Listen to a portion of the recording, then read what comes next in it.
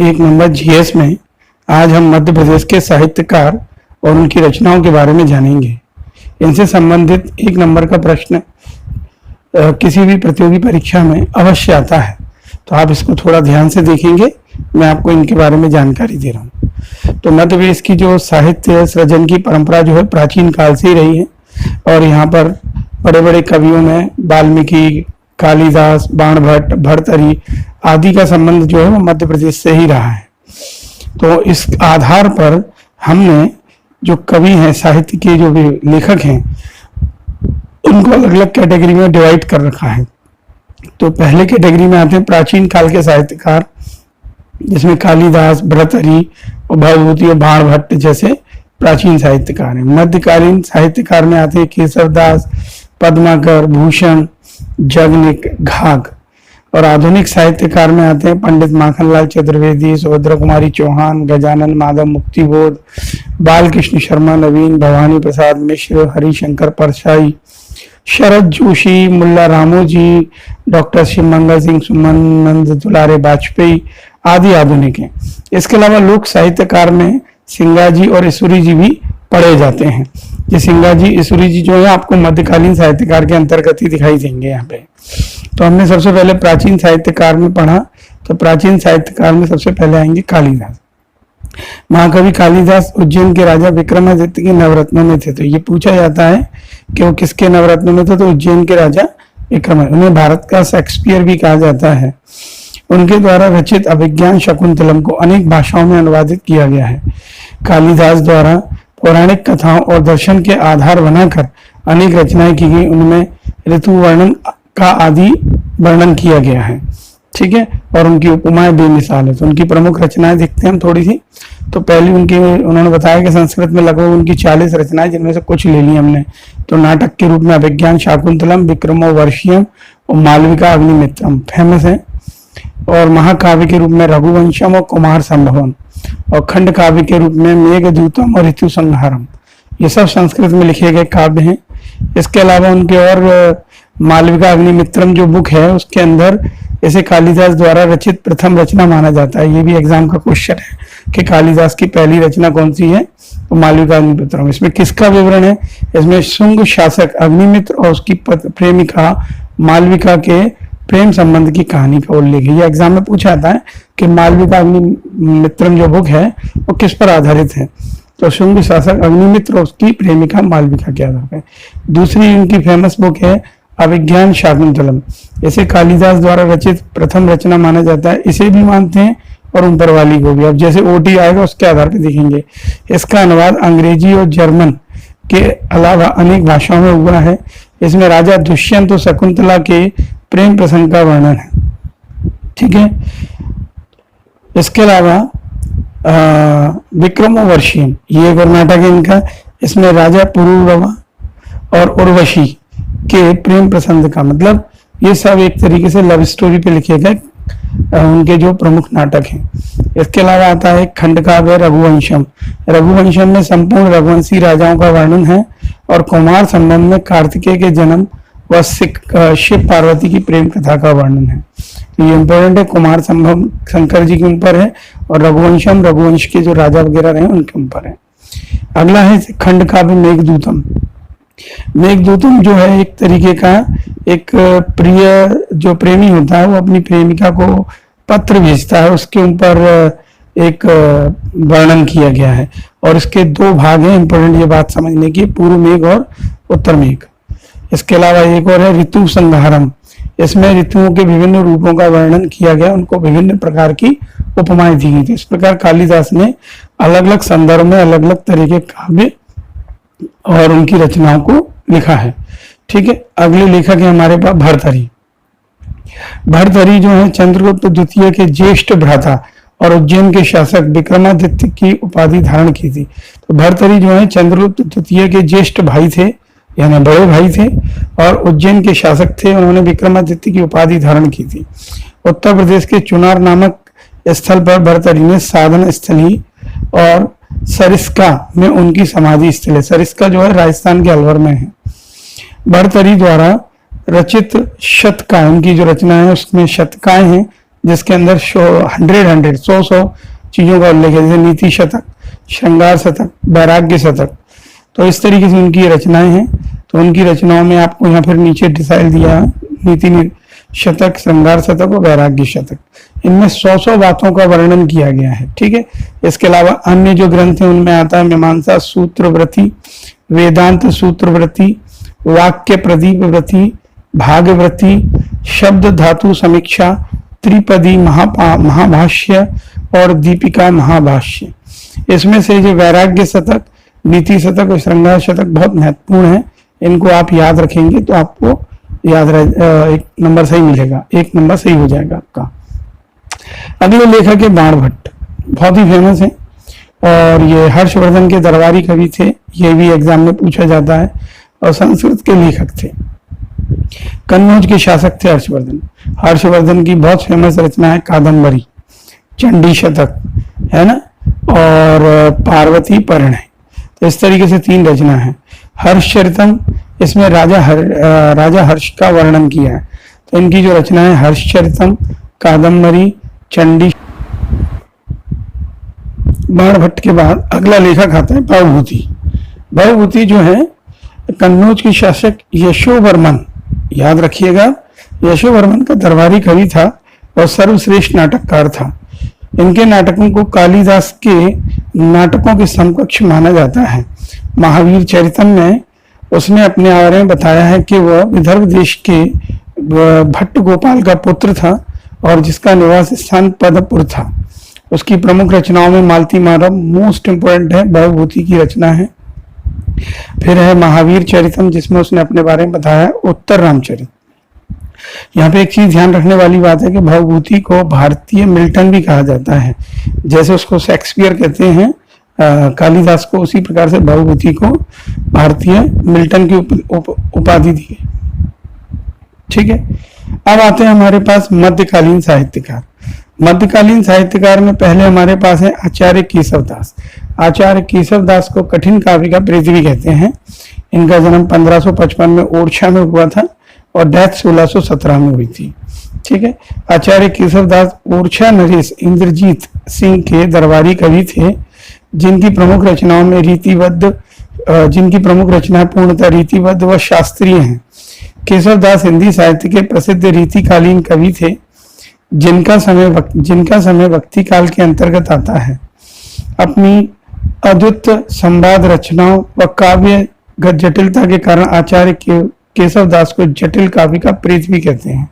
ये बहुत महत्वपूर्ण है। इस पे क्वेश्चन बनता है कि जटिल काव्य का प्रेत किसे कहा जाता है या कठिन काव्य का प्रेत। इनकी प्रमुख रचनाओं में रसिक प्रिया, कवि प्रिया, रामचंद्रिका, नखशिख, जहांगीर जस चंद्रिका, चंद्रमाला, रतन बावनी, विज्ञान गीता और वीर सिंह देव चरित्र है।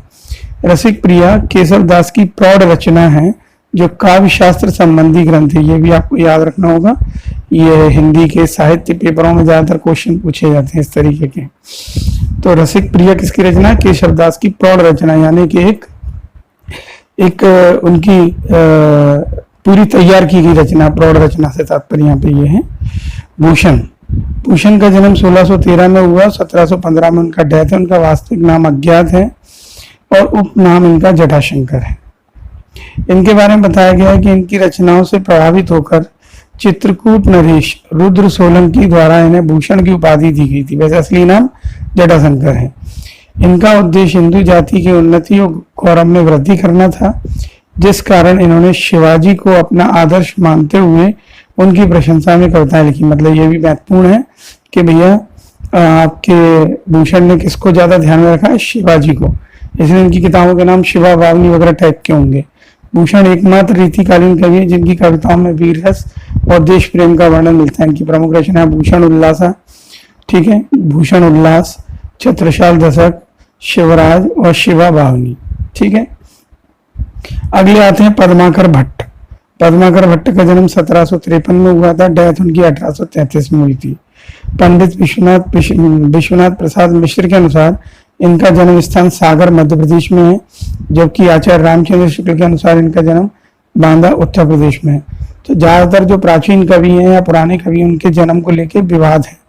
इन्हें वाल्मीकि द्वारा रचित रामायण का राम रसायन के नाम से हिंदी में अनुवाद किया है। ठीक है, ग्वालियर के महाराज दौलत राव सिंधिया का संरक्षण उनको प्राप्त था। ठीक है, और अलीजा प्रकाश एक उसकी रचना की थी, और इसी अलीजा प्रकाश के अंतर्गत पहला अखबार निकला था ग्वालियर का, ग्वालियर अखबार।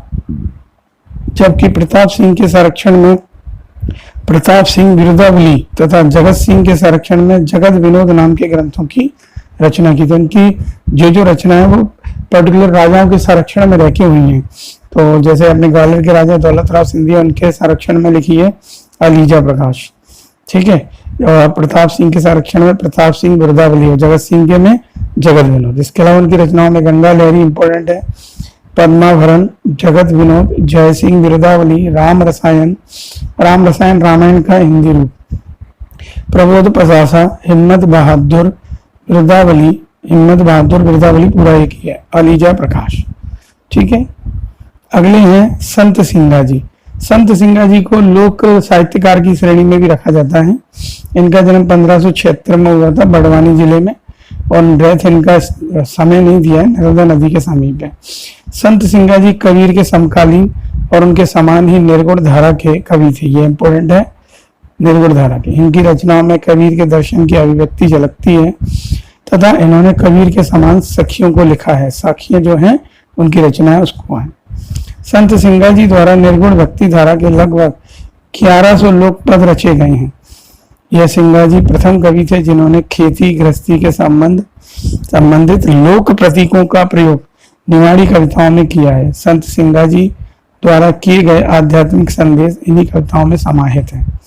इनकी प्रमुख रचनाओं में देख लो, निमाड़ी भाषा में है 7 बार, 12 मसी, 15 तिथि, दोष बोध, शरद, और ग्रंथ उनके परचरी। इसका संकलन उनके शिष्य खेमदास द्वारा किया गया था। ठीक है, तो परचरी एक रचना है जिसका संकलन या उनके शिष्य ने उसको पब्लिश कराया, ऐसे समझ लें। अगले हैं घाघ। इनका जन्म 1753 का है, कन्नौज के निकट। लोक कवि, देखो लिखा भी है लोक कवि। घाघ एक महान कृषि पंडित थे। लोक कवि मतलब यहाँ पूछा है कौन सा कवि कृषि पंडित था, तो आप बता सकेंगे। लोक कवि घाघ मुगल बादशाह अकबर के समकालीन थे, तथा अकबर द्वारा इन्हें चौधरी की उपाधि दी गई है। बहुत महत्वपूर्ण बात है कि अकबर ने उन्हें चौधरी की उपाधि दी थी। ठीक है, घाघ द्वारा की गई रचनाओं में भूमि की उर्वरा शक्ति, फसलों को बोने, बीजों के मध्य की दूरी आदि का तार्किक ज्ञान कराया गया है। इनके द्वारा की गई रचनाओं में कृषकों के लिए कृषि मार्गदर्शन का कार्य है, मतलब कृषि से रिलेटेड है। इनकी पहली यहाँ पे जो रचना है उसमें दिया है घाघ। इसका प्रकाशन राम नरेश त्रिपाठी द्वारा कराया गया था। ठीक है, राम नरेश त्रिपाठी हिंदी साहित्य के लेखक हैं। अगले लेखक हैं जगनिक। ये भी लोक साहित्य में आते हैं, बुंदेली भाषा के कवि थे। ये कलिंजर के राजा परमाल चंदेल के दरबारी कवि थे, तथा हिंदी कवि चंद्रवारदाई के समकालीन थे। ठीक है, इनके द्वारा रचित आला खंड मौखिक परंपरा के आधार पर निरंतर लोकप्रिय रहा है। 800 वर्षों से लगातार आला ऊदल की शौर्य गाथा बुंदेलखंड में आज भी गाई जाती है। आला खंड परमाल रासों में जगनिक द्वारा महोबा के वीर आला ऊदल की वीरता का वर्णन है। जगनिक द्वारा आला ऊदल की 52 लड़ाइयों का वर्णन ओजस्पूर्ण रूप से किया गया है। ठीक है, इनकी रचना में आला खंड आता है परमाल रासो। ठीक है, इसे हम आला खंड बोलते हैं, इसे परमाल रासो की रचना जगनिक ने की थी। ठीक है, अगले लेखक है ईसुरी। ये भी आपके लोक कवि की श्रेणी में आते हैं। इनका जन्म 1898 का है और उपनाम इनका जयदेव था। ईसुरी बुंदेली भाषा के यानी बुंदेलखंड के लोक कवि थे। इनके द्वारा रचित फाग इंपॉर्टेंट है, बुंदेली लोक साहित्य में विशेष समृद्धि प्राप्त है। ईसुरी ने चौगड़िया फागों की रचना की। इनमें हजारों उपमाएं रूपक की रचना बुंदेली भाषा में की गई है। गंगाधर व्यास ख्यालीराम इनके समकालीन थे। इन तीनों की जोड़ी बुंदेलखंड में बृहत्रयी के नाम से प्रचलित थी। ये इंपॉर्टेंट है। बृहत्रयी में कौन कौन आता था? ख्यालीराम, गंगाधर व्यास और ईसुरी। इनकी ईसुरी की रचनाएं लेने तो ईसुरी की फेमस रचना ईसुरी की फागे, ईसुरी की प्रकाश, ईसुरी सत्सई और प्रेमिका रजो। तो ये जो कवि थे वो प्राचीन काल, मध्यकाल और लोक साहित्य से जुड़े हुए थे कुछ। अब आते हैं आधुनिक काल के साहित्यकार। आधुनिक काल में पहले आते हैं माखनलाल चतुर्वेदी। इनकी रचनाएं रहती हैं ज्यादातर, यहाँ एक छोटा सा पिक्चर भी उनका जोड़ा गया है। तो 1989 में उनका जन्म है, जो कालवाल नहीं काल है, यानी किस अवधि के, तो उनका जन्म है जो 1889 का है जन्म, ठीक है। और इनकी मृत्यु 30 जनवरी 1968 खंडवा में है, और ये होशंगाबाद के बावई में पैदा हुए थे। इनकी प्रमुख रचनाओं में पुष्प की अभिलाषा, हिम किरटनी, हिम तिरंगनी, युग चरण, मरण ज्वार, पिजुरी, समर्पण, बनवासी, समय के पांव, चिंतक की लाचारी, रंगों की भोली, पांव पांव के बड़ी इरादे, इस तरीके से इनकी बहुत सारी रचना है। इनकी विषय वस्तु रही है ज्यादातर राज्य प्रेम से संबंधित कविताएं हैं। इनकी भाषा शैली हिंदी ब्रज भाषा में तत्सम तद्भव शब्दों का साथ साथ उर्दू और फारसी शब्दों का भी इन्होंने प्रयोग किया है, और गद्य पद्य दोनों शैली में लिखते थे। दूसरी लेखिका है, उनका नाम है सुभद्रा कुमारी चौहान। इनका जन्म 1904 में इलाहाबाद में हुआ था, और डेथ 1948 में जबलपुर में हुई थी। पिता रामनाथ सिंह थे, पति लक्ष्मण सिंह थे। इनकी प्रमुख रचनाओं में झांसी की रानी, राखी की चुनौती, वीरों का कैसा हो वसंत, बचपन, मुकुल, त्रिधारा, बिखरे मोती, उन्मादनी, सवा के खेल, सीधे साधे चित्र, ये इनकी प्रमुख पुस्तकें हैं। इनके लिखने का जो संदर्भ विषय वस्तु ज्यादा रही वो रही झांसी रानी लक्ष्मी, स्वतंत्रता संग्राम और गृहस्थ जीवन के अनुभव के बारे में लिखा है। भाषा की शैली हिंदी भाषा में सरल पद्धति का प्रयोग किया है। इनकी भाषा की शैली भावों के अनुरूप सरलता और प्रभाव दोनों का उल्लेख है, मतलब उनकी भाषा और शैली में भावों के अनुरूप सरलता का प्रभाव मिलता है। अगले लेखक हैं शरद जोशी जी। शरद जोशी का जन्म 1931 का, डेथ 1991 की है। इनकी प्रमुख रचनाओं में पिछले दिनों राह किनारे भेंट, पिछले दिनों राह किनारे बैठा, जीप पर सवार लिया, फिर किसी बहाने, अंधों का हाथी, एकता गधा, तिलिस्म, मैं और केवल मैं, और इसके अलावा बहुत फेमस है लापता गंज, जो यहाँ लिखी नहीं है, ठीक है। और इनकी जो विषय वस्तु रही है वो सामाजिक, आर्थिक और राजनीतिक परिस्थितियों पर व्यंग लिखते थे। ये प्रमुख व्यंग्यकार थे। इनके नाम से मध्य प्रदेश सरकार व्यंग्य का पुरस्कार भी देती है। इनकी भाषा शैली कैसी रही है? इनकी भाषा शैली में हिंदी के तत्सम, दिशज और अंग्रेजी शब्दों का प्रयोग किया गया। जोशी जी ने मुख्य शैली के रूप में व्यंग्यात्मक और सीधी और सरल भाषा का प्रयोग किया है। फिर आते हैं अगले लेखक हरिशंकर परसाई। हरिशंकर परसाई भी व्यंग्य के एक जाने माने नाम है। 1924 में इनका होशंगाबाद में जन्म है, 1995 में डेथ है। इनकी रचनाओं में उनके दिन फिरे, हंसते हैं रोते हैं, रानी नाखोनी की कहानी, तट की खोज, भूत के पांव पीछे, बेईमान की परत, सरदार का तावीज, ठीक है, शिकायत मुझे भी है, पगडंडियों का जमाना, इस तरीके से इनकी हरिशंकर परसाई जी की रचनाएं हैं। इनकी विषय वस्तु रही है सामाजिक मूल्यों के मूल्यगत विसंगतियां, मतलब समाज में जो है चीजें उनसे जो बुराइयां हैं उनको बताना, उनको उल्लेखित करना। इनकी भाषा शैली रही है, इनकी भाषा सरल है, हिंदी, उर्दू, अंग्रेजी और इनका प्रयोग किया गया। इनने कहावतों का भरपूर प्रयोग किया है। व्यंग्यात्मक हथौड़ी शैली के कवि थे जी, ठीक है। अगले आते हैं भवानी प्रसाद मिश्र। इनका जन्म 1914 में होशंगाबाद में और 1985 में इनका डेथ है। इनकी रचनाएं गांधी पंचशती, गीत फरोश, चकित दुख, अंधेरी कविताएं, खुशबू के शिलालेख, बुनी हुई रस्सी, ये इनकी विषय वस्तु रही है। गांधी जी के जीवन से संबंधित प्रकृति चित्रण व्यंग्यात्मक, तो इन्होंने व्यंग्य भी लिखे हैं, प्रकृति पर भी लिखा है, गांधी से रिलेटेड जीवन आधारित पुस्तकें। अगले लेखक हैं बालकृष्ण शर्मा नवीन, जो 8 दिसंबर 1897 को शाजापुर में पैदा हुए और 29 अप्रैल 1960 को डेथ हुए। इनकी प्रमुख रचनाओं में कुमकुम, रश्मि रेखा, रुस्तवन, उर्मिला, अपलक, हम विश्वाई, जन्म के ऐसी हैं। इनकी विषय वस्तु रही है प्रकृति का सौंदर्य का छायावादी वर्णन। भाषा शैली इनने खड़ी बोली में ब्रज अवधि बुंदेली और उर्दू भाषाओं का प्रयोग किया है। नवीन जी ने अपनी काव्य में गीति शैली और संबोधन शैली को अपनाया है, ठीक है। अगले हैं शिव मंगल सिंह सुमन। ये 14 अगस्त 1915 को जगतपुर में जन्म हुआ था। इनका डेथ की जानकारी दी गई। इनकी रचनाएं जीवन के गान, हिलोल, प्रलय सृजन, विश्वास बढ़ता गया पर आंखें नहीं भरी, विंध्य हिमालय, मिट्टी की बारात, युग का मोल। इनका विषय वस्तु है प्रकृति और मानव जीवन की छायावादी वर्णन। इनकी भी भाषा शैली में संस्कृत उर्दू शब्दों का प्रयोग है और बातचीत पर आधारित, जैसे हम बातचीत करते हैं उस शैली का इन्होंने प्रयोग किया है। अगले हैं गजानन माधव मुक्तिबोध। 1917 में सैपुर में पैदा हुए थे, श्योपुर में, और 1964 में डेथ हुई। फेमस रचना चांद का मुंह टेढ़ा, नए निबंध, भूरी भूरी खाक धूल, धूल एक साहित्यिक डायरी, कामायनी की एक पुनर्विचार, कामायनी एक पुनर्विचार, नई कविता का आत्मसंघर्ष, साहित्य का सौंदर्य शास्त्र, भारत इतिहास और संस्कृति, ये इनकी रचना है। बहुत फेमस रचना है इनकी भूरी भूरी खाक धूल और चांद का मुंह टेढ़ा, ये एग्जाम में आ चुकी है। अगले हैं आचार्य नंद दुलारे वाजपेयी। ये 20वीं सदी में जन्म हुआ है, इनके बारे में इतना ही जानकारी है। इनकी प्रमुख रचना हिंदी साहित्य की 20वीं शताब्दी, नए प्रश्न, आधुनिक साहित्य, राष्ट्रभाषा की कुछ समस्याएं, रीति और शैली, हिंदी साहित्य का इतिहास, ये इनकी रचना है। विषय वस्तु हिंदी साहित्य की समीक्षा की है। इन्होंने रस, छंद, अलंकार का प्रयोग करते हुए आलोचनात्मक शैली का प्रयोग किया है लेखन में। अगले हैं मुल्ला रामू जी। मुल्ला रामू जी 1896 में पैदा हुए, 1952 में डेथ हुई। इनकी प्रमुख रचना में लाठी और भैंस, शादी, औरत जात, अंगूरा, मुसाफिर खाना, तारीख, जिंदगी, शिफा खाना, गुलाबी उर्दू, मजमुआ, गुलाबी उर्दू, निकालात, गुलाबी उर्दू, ख्वातीन स्वाने मुल्ला रामू जी, गुलाबी उर्दू, गुलाबी शायरी जग, मसीर भोपाली, तारीख आदि हैं।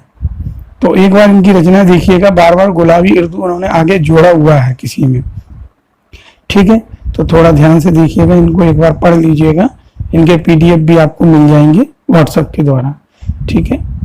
आप इनको पढ़ेंगे, बार बार देखेंगे तो आपको याद होने लगेगा। धन्यवाद।